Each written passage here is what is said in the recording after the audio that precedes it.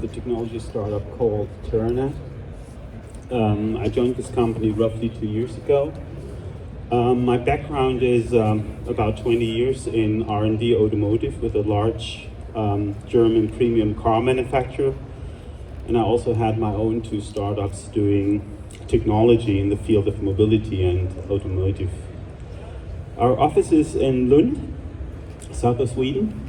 And we also have a legal entity in Stuttgart, Germany, where the automotive valley of Germany is. So I'm going to talk about road safety, about new vision sensors that will enable better and faster systems in future. As you know, urbanization is increasing all over the world. As a result, more and more people have a need for mobility in the same space, in larger cities, and having more roads and more traffic unfortunately results in more accidents and fatalities.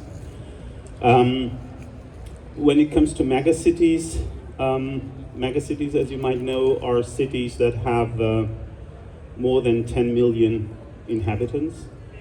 We have had about 14 of them 25 years ago, but now we have 44 of them, and it's going to be more in future.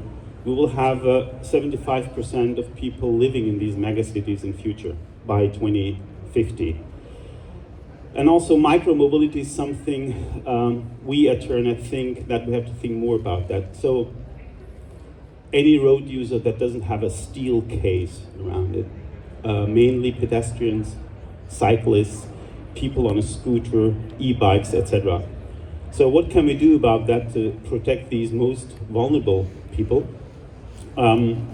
This is why I'm going to talk about how to deal with complex traffic situations that require more and more and better sensors, especially when it comes to autonomous vehicles.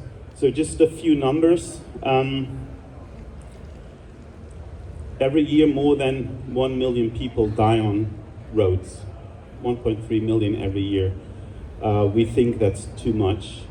In other words, 20 people out of 1 million die on urban roads. Almost 40% of all fatalities happens in urban areas. And when people talk today about autonomous driving, they always talk about the Autobahn. But we want to know what's going to happen when we have autonomous vehicles in cities. And 70% of all deaths out of these 40 happen to pedestrians. And that's why we at Turner said, okay, we have to change something about that. Another thing when we come back to autonomous vehicles is what will happen when a self-driving vehicle kills a person? Well, human beings, we make mistakes, right? Sometimes we make very big mistakes. And society tolerates that because we're used to that. So people killing people on the road is something, let's say, normal. But,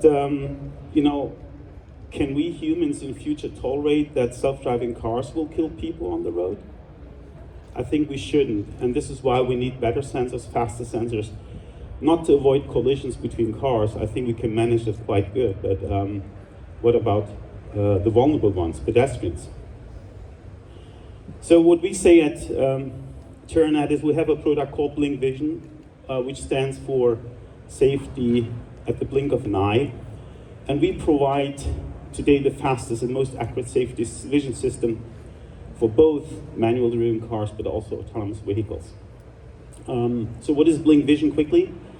Blink Vision is a 4D sensing system that complements cameras, radar, and LiDAR, and is supposed to be many times faster in reaction time than what we see today.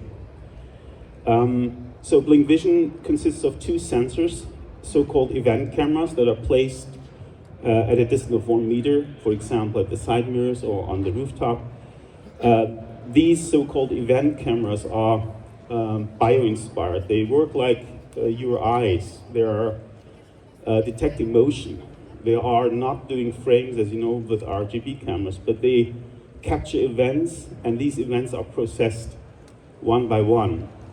If you would, for example, compare those event cameras with the cameras you have on your smartphone or even in cars, you would have 30 frames per second with an imaging camera, and an event camera would deliver you about millions. So you see the difference in reaction time. Those event cameras capture laser beams that we send out in certain patterns in front of the vehicle. The reflected signals are captured here, and it's a stereo vision system that delivers asynchronously a high speed 4D sensor data, which means we have 3D plus a time step. So it's a spatio-temporal system. If you compare Blink Vision, for example, with the existing technologies, you can see that each technology has its advantages and disadvantages. Right? You have systems that have a good range, but the resolution is bad. Systems that can see good at night, good at daylight, but bad at night. So we strongly believe, as also we heard before, sensor fusion is something we should go for. And any new sensor that brings advantages fits perfectly in this portfolio. And you can see that Blink Vision has a few advantages in certain areas. You could list more of them, but I think for us, the object classification, operation darkless, and mainly low latency is what we are looking for. Just to give you an example where we have problems today with cameras, right? Frame-based cameras only see contrast. They only see if there's sufficient light. They don't see the shape of an object. They only see 2D. And then you can, of course, try to understand what it is by doing object recognition. Cameras don't see motion. Actually, they don't like it at all, because when you have cameras, they have always motion blur. So there are new technologies with event-based cameras where you can actually extract blurriness out of RGB cameras, for example, because they're faster. And as I said, cameras need a lot of light. So we think that the sensor that we are currently building is a perfect complement to what we have. So we're not saying that we're going to replace any existing technology with Blink Vision. Well, if you see this point cloud here, it's trying to visualize how we see those events. We have a very well-defined pattern that we send out in the 3D space and capture the reflected events on a camera and have position and time attached to it. It is faster because we don't wait until we get a full frame of data. So usually in camera, you see something, you wait 33 milliseconds, then you do next capture, and in between you're blind. But we have like 10 million events per second that are processed one by one after the other, pixel by pixel. So by definition, this thing is very fast and can have less than milliseconds in reaction time processing an image. It's not an image, it's in continuous 4D voxel flow, how we call it.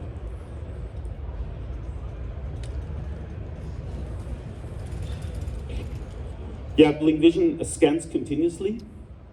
It's a 905 near-infrared laser that is pulsed at a very, very low frequency, of course eye safe.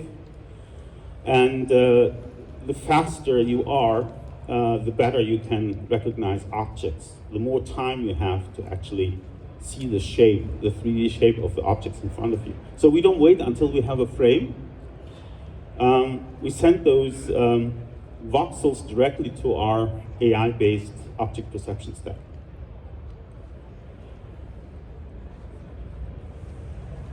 There's also something interesting.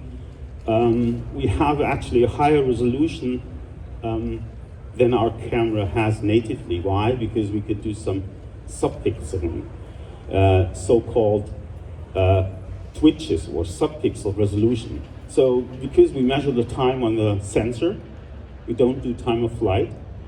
We measure the time that it requires, to go from one event to the other, and then we can have up to 10 times higher resolution than the camera itself natively provides.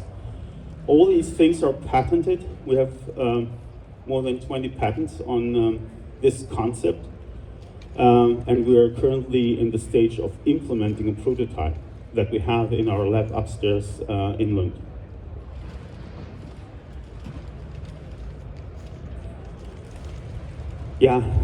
This is basically a few images that we have prepared. Like what we do on the vision sensors, we do noise filtering. We actually do kind of trajectory finding. We do triangulation, a 3D triangulation. We attach timestamps to the points and then deliver this data to our object perception stack. We have up to 100 times less data than a camera provides. Because just remember what I said in the beginning, we only see motion. We only deliver data when something moved, which means it reduces the amount of data significantly.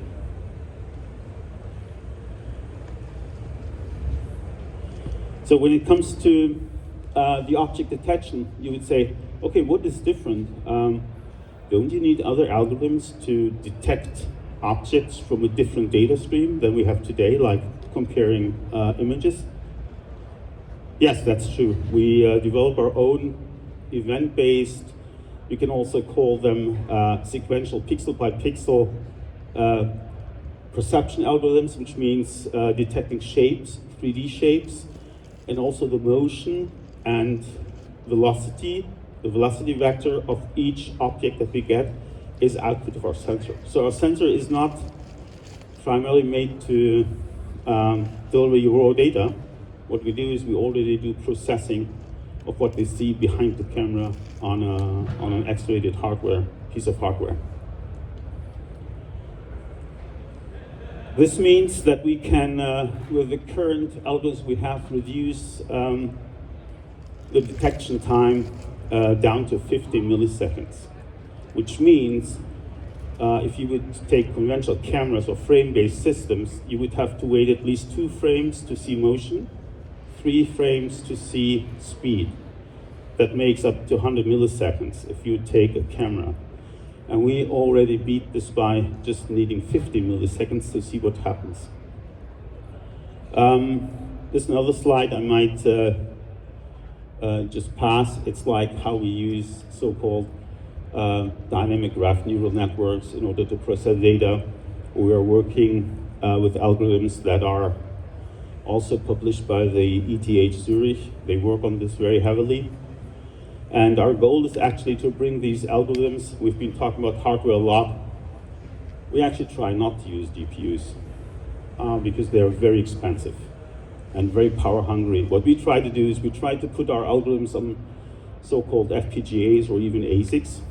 And do all the processing on the edge, which means on board, and then deliver data as I found an object, it is there, it moves with this speed, and I think with a confirmation level of 93%, it's a child or it's a pedestrian. That's what our output is. So finally, what does that mean is if you just compare how many meters you need to react and brake with a car that has a standard ADAS system, we would save up to 6 meters when you drive at 70 kilometers an hour, minimum 6 meters. And you know what it means to save 6 meters in a city, like when a child runs out of parked vehicle into your path, then 6 meters can decide about life or death. And even if you can come to a full stop, it's a different story whether you hit a child with 20 kilometers an hour or with 5 kilometers an hour. So that's what we see as a trend. We have to make sensors faster. We have to make sensors more powerful by combining them. But there needs to be a sensor that reacts within milliseconds without waiting for a couple hundred milliseconds, what we have today. Maybe I missed a little bit who we are. So at Terranet, we developed these anti-collision hardware and software, both of it. We're a small startup company, and we're listed, which is not very common, but we are, at the Nasdaq First North, and we have strong investors who help us to make this Vision Zero come true. That's also my last slide. Thanks a lot. Thanks for your attention. If you have questions,